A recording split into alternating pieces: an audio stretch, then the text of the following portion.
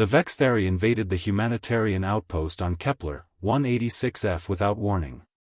The settlement was a medical facility, a place where Earth's doctors and healers treated the indigenous population, providing free healthcare to a species that had no resources for advanced medicine. The facility had no military presence. No weapons. No defenses. Only healers. Dr. Sarah Mitchell was administering vaccinations when the first explosion destroyed the East Wing. She grabbed her patients and ran toward the bunker, her mind unable to comprehend why anyone would attack a medical facility.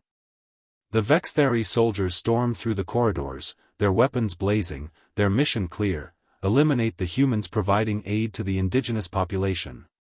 17 medical personnel were killed in the initial attack. 43 others were captured.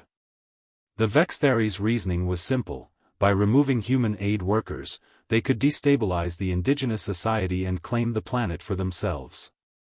What they didn't understand was that Earth did not forget its healers. On Earth, the news of the attack spread like wildfire. Images of destroyed medical facilities, captured doctors, and murdered nurses flooded every news channel. The public response was immediate and furious. Humanity had sent its best people to help an alien species with no expectation of reward. And they had been slaughtered for it.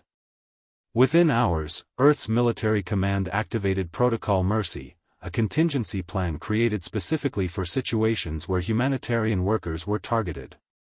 The Vexthari had expected Earth to lodge complaints with the Galactic Council. They expected diplomatic protests. They expected negotiations.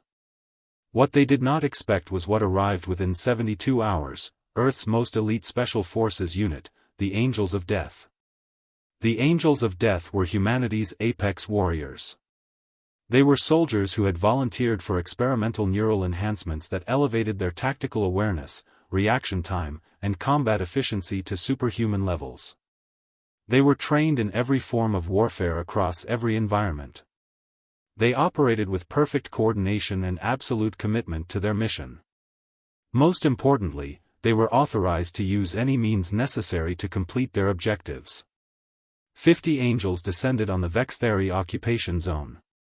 The first Vexthari soldier died without even seeing his attacker. The second followed within seconds. The angels moved through the facility like ghosts, eliminating targets with surgical precision. They didn't announce themselves. They didn't negotiate. They simply appeared and executed their mission with ruthless efficiency. Commander Vexkoth of the occupation force received reports with growing horror. 50 humans are systematically destroying our entire garrison. Our soldiers can't seem to detect them until it's too late.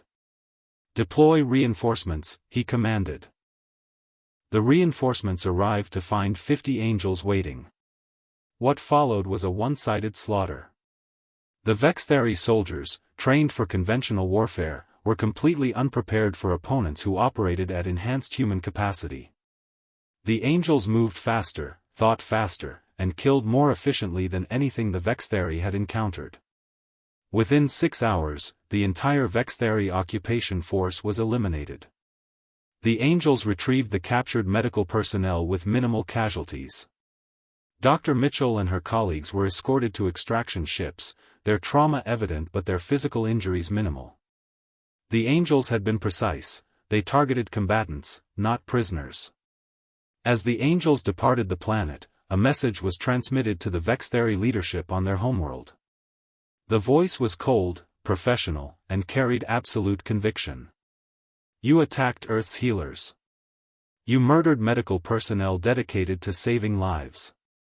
This action has consequences. Earth does not forget those who harm its people.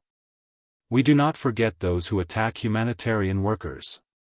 If any species targets Earth's doctors, nurses, or aid workers again, you will face the same response. We will send the angels of death. We will eliminate your forces completely. We will leave no survivors. This is not a threat. This is a promise. The transmission ended. The Vexthari leadership received the message in stunned silence. The reconnaissance reports confirmed it. 50 humans had annihilated an occupation force of 5,000. The tactical disparity was impossible. Yet the evidence was undeniable. Word spread through the galactic community with terrifying speed. Humanity had created soldiers that transcended normal biological limitations. Soldiers that fought like avenging angels. Soldiers that made enemies disappear. The incident became known as the Massacre of Kepler 186f, though that description was inverted. The Vexthari had been massacred. Humanity's healers had been saved by warriors more lethal than anything the galaxy had faced. From that day forward, no species dared attack Earth's humanitarian workers. Because they all understood one terrible truth: mercy and vengeance were two sides of the same human coin. Help Earth's healers, and you would be remembered. Harm them, and you would meet the angels of death.